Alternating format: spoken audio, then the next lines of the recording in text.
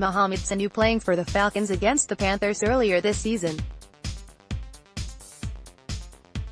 He scored a touchdown in the win. Getty Any real sports fan knows supporting a team is as much about hating your rivals as backing your own. Our blind hatred, born out of the arbitrary choice we made to like one team more than the others, normally as a child, normally because our dad liked them too, or because their kid looked nice, warps our perspective. Liverpool fan? Everyone who supports Manchester United isn't a friend. Like the Eagles, every player in the history of the Dallas Cowboys is overrated trash. No exceptions.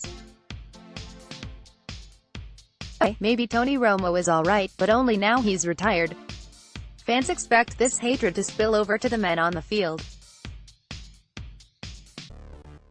It does to a degree. Players are always desperate to get one over on their division rivals, but that doesn't stop the guys lining up opposite them from being friends, even confidants. I talked to Keenan Allen, Stephon Diggs, Davante Adams, Devin Funchess. I talked to all the guys. It's very normal, Atlanta Falcons wide receiver Mohamed Sanu tells me, as we sit down to chat at NFL UK's swanky London headquarters. Allen, Diggs, Adams and Funchess are all fellow receivers. Funchess plays for the Falcons' bitter rivals, the Carolina Panthers. We like to chat to each other, learn from each other. It's like a fraternity. The NFL is a brotherhood. If you think about all the millions of people that live in America, and there's 1,900 people in the NFL. That's not that many, so everybody knows each other. We share technique, we share our training. At the end of the day it's football, we compete, but once the game's done and Sunday's over you still have friends.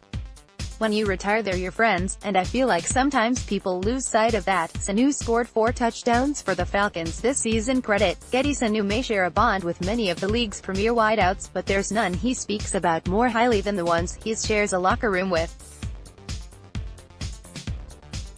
There are few, if any, more talented receiver rooms than the one in Atlanta.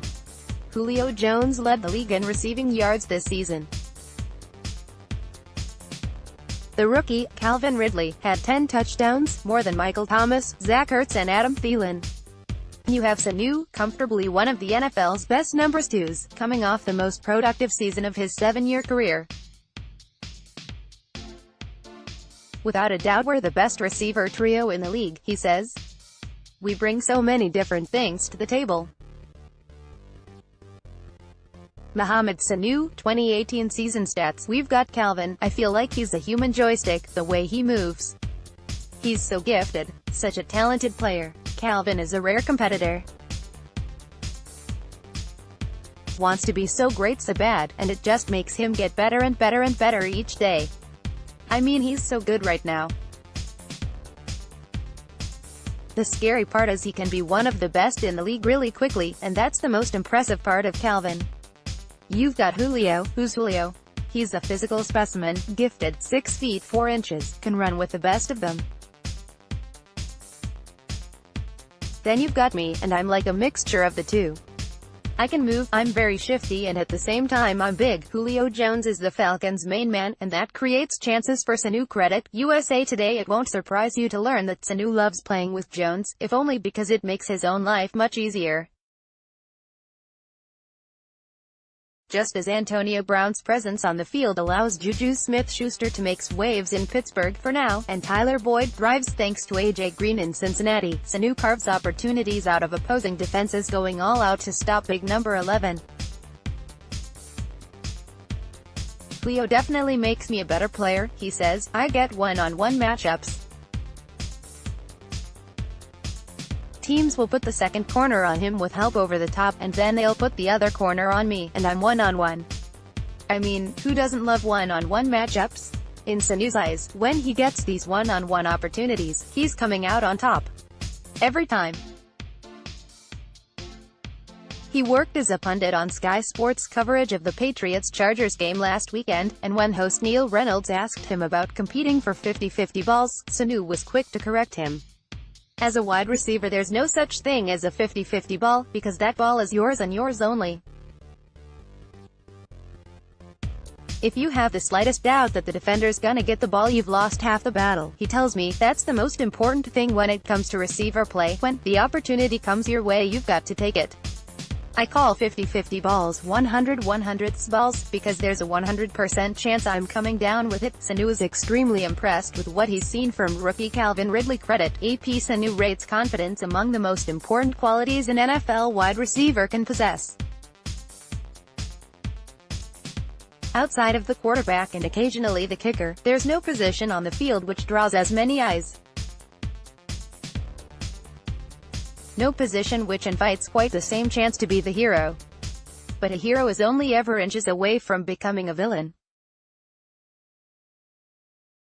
Mere hours before our meeting, Sanu has watched another member of the receiver fraternity, Alshon Jeffrey, drop a pass which ended the Philadelphia Eagles' dreams of a second miraculous Super Bowl appearance. It must be hard, sometimes, not to be overcome by the situation. Not to overthink things, to lose your head under the pressure. If that's the case for Sanu, he isn't admitting it. I love pressure, he says. I don't know why, but I love the pressure of, oh, it's 3rd and 5, or it's the 2-minute drill and someone has to make a play. I'm that guy. Matt Ryan knows I love situations like that. He knows the competitor I am. Me, Julio, Calvin, we're gonna go after it. It's the mental side of the game, the ability to deal with high-pressure situations, which Sanu thinks sets the truly great NFL receivers apart from the good ones.